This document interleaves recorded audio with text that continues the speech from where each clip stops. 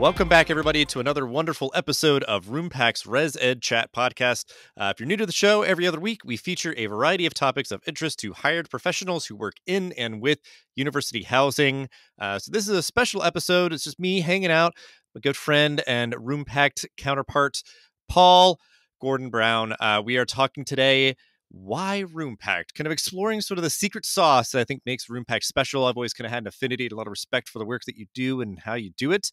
So we're just going to spend a little bit of time, a little bit shorter episode today to explore that a little bit. So, there is, especially nowadays, no shortages of ed tech companies that are sort of working in the education space and higher education. So, there's moments where I think it's important to kind of really celebrate what I think makes certain ones more special, like their sort of approach and how they work with their partners. So you've been with Roompact for a long time. What do you see from your perspective that makes Roompact unique into the ed tech and the residential education space? Yeah, sure. Thanks, Dustin. Happy to be on again. Obviously, talking about something that I love, which is Roompact. I've worked with Roompact now for 8 years, which is almost the entire length of the existence of the company. So I'm employee number 2 if you're counting on who's still working at the company in terms of tenure. And I mean, some of the things that just about the company itself that even drew me to it that make it unique is, it was a company that was started with family funding. It wasn't venture capital backed. It wasn't, let's grow this big company and then the founders can cash out and sell it off to some other company. And so that was really appealing because what it does is it really frees you up to say, we're here to work with schools, do the best that we can. We're not here to make a quick buck. I mean, if you look at some of the other vendors in the higher ed space, but also even the housing space, there's been a lot of consolidation, people kind of cashing out, and that has ramifications on the software and the service that people provide. And I'm just not interested in that. And I don't think it's a good model as far as campuses go. So that's in part, I think, what makes Roompact just unique as a company. I mean, family owned, B Corp. So we meet standards of social responsibility. We do 1% for student affairs, where we give back 1% of our annual revenue to student affairs related nonprofits. And we can just do things that are good, almost acting in some ways more like a nonprofit would in terms of being values and mission driven, even though we're a private company. But I think that's kind of what stands out about us as a company itself. But I mean, the other thing is we're a res ed, res life company, meaning we don't focus on the housing operations pieces. There's a lot of software out there that does it really, really well. Some people have even asked us, will you ever do that? And our answer is no, because we believe that by focusing so squarely on res ed and res life, we can do that really, really well.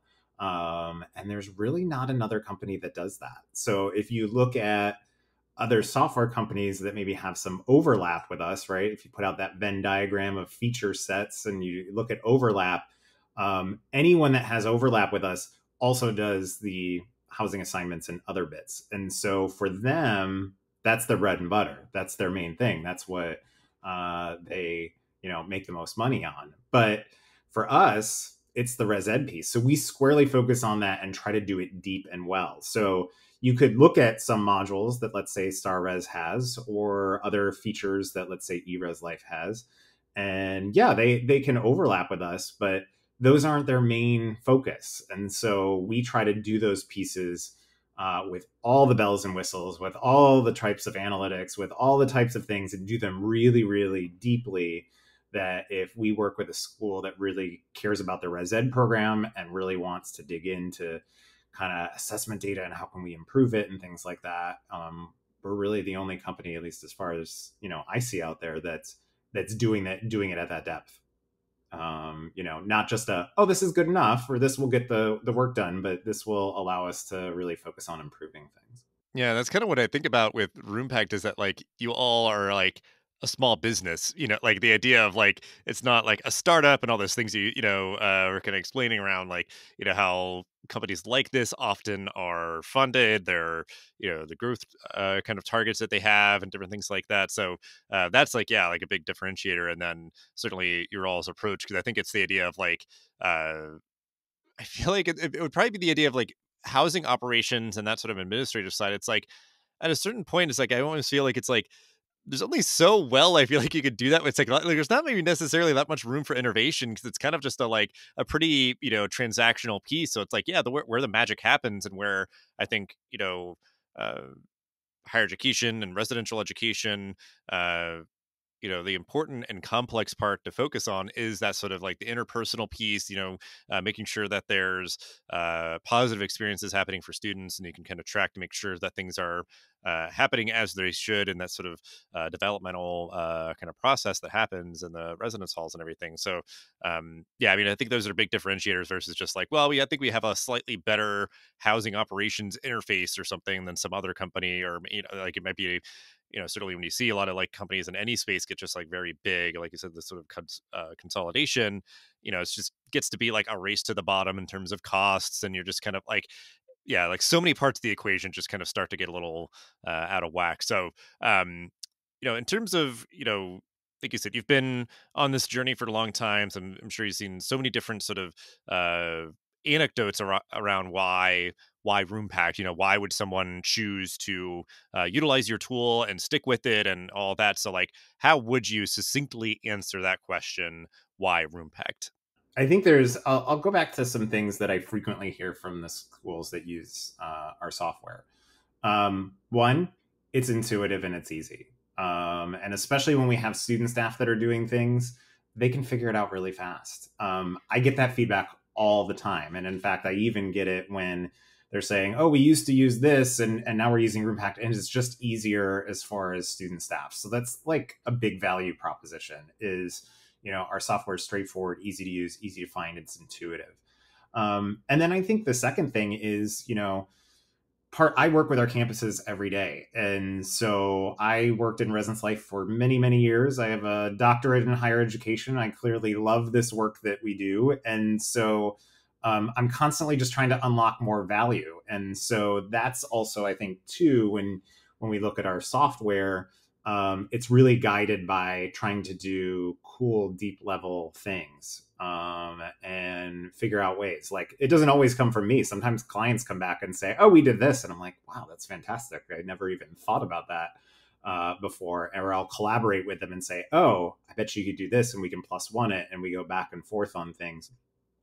And so really what we try to do is just be an overall resource and really allow people to dig things, more deeply. And that extends to our blog, that extends to this podcast that we do. We try to provide res ed content, both software related, not software related, practice related, to everyone that we work with. And I think that's just what kind of you're buying into an ecosystem, not just necessarily a piece of software that you use transactionally. Yeah, I mean, I think those are pieces that the true definition I feel like of a partnership, or sort of showing that level of commitment to the folks that utilize the tool, but certainly just uh, the field at large, through some of the other stuff you mentioned too, like is just always been something that I sort of admired by you all, sort of like that idea of like donating back and doing those sort of things. It's like that helps everybody, even folks that don't use the tool. And then like sort of yeah, like you're very collaborative with the folks that utilize the tool and everything. And I think it is something where that feels like it's definitely much more common, thankfully, nowadays, I think, than probably it was in years past, of like, companies really recognizing that responsibility, I guess, to, be kind of transparent and accessible and collaborative and true partners and everything. But, and I think you mentioned, sort of really getting constructive feedback from customers, and I think that's always a really cool thing to see. Do you have anything that you can think of like how customers have helped shape the Roompact experience? Part of it, like even as you were saying, goes back to my previous answer about the type of company that we are. Like the fact that we're, a family owned small business. There's only 5 of us full time working, 6 if you count Matt's wife, our founder's wife, who does the accounting. She kind of does the back end stuff. It just frees us up to do things that we don't have to justify a financial bottom line. We're like, if this is cool and we think it will help and we want to do it, we can just do it. And that's so freeing. And that's also too what helps us work with clients. Like I'm constantly scanning what schools are doing cool stuff with our software. How can I highlight that? How can I amplify that? How can I help? Or how can they even learn from them? One of the schools that we work with, Northern Illinois University, Kelly Winters, who's there. I'm just in awe of her because she kind of just took the software and said, "Oh, I did these things, and I realized how to integrate it in my practice." And I was like, "Wow, she just does fantastic, cool stuff." I've learned a ton from her in doing it, and she really kind of helped too about kind of deeper level stuff. So sometimes there's things in our software, it's like, wouldn't it be great if we also had the option to do this? So I get that feedback all the time. We note it. We kind of figure out, when can we start working on these things? But sometimes there's things that are more forward looking, that aren't just a tweak to an existing feature, but like they're say, here's the goal we want to get towards. How can we design tools that help get towards that goal? A consistent thing that we got from campuses was working with intentional conversation data. Oftentimes schools will say, we collect it, but then we don't know what to do with it, or it just sits there, or what's the point of it? And so we kind of slowly iterated our software over time so that with intentional conversations, you can figure out which students have we met with, but which students haven't we met with? Which students have we met with the most? Which ones have we met the least? If you're thinking as a supervisor, what percentage of a floor has a student staff member met with or not? Kind of all those different aspects that you can't recreate with a simple form builder. Like, you need the kind of knowledge that our software has of your residents, your staff, how they fit together, the relationships between them, that can just pull up those insights in one click. And you can see it in different ways. So you can slice and dice the data. Like, I want to look at intentional conversations as a whole. We've got reports that can do that.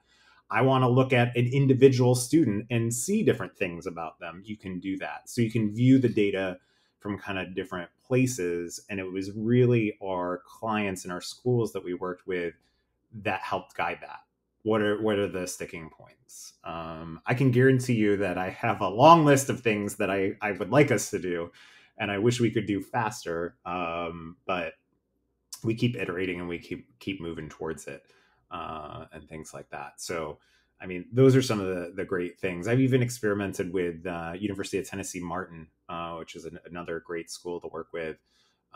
They want to develop a curriculum, so I worked with them to help do some curriculum consulting, kind of integrate Roompact. And I said, hey, this is going to be useful for other schools. Do you mind if we just experiment and try things and allow me to learn how I can be a better trainer? So I think that's the other thing, is a lot of schools are very open to allowing some experimentation and trying things and stuff like that, which just also makes my practice better as someone who's there to help folks with it, but also gains kind of insight into the campus experience.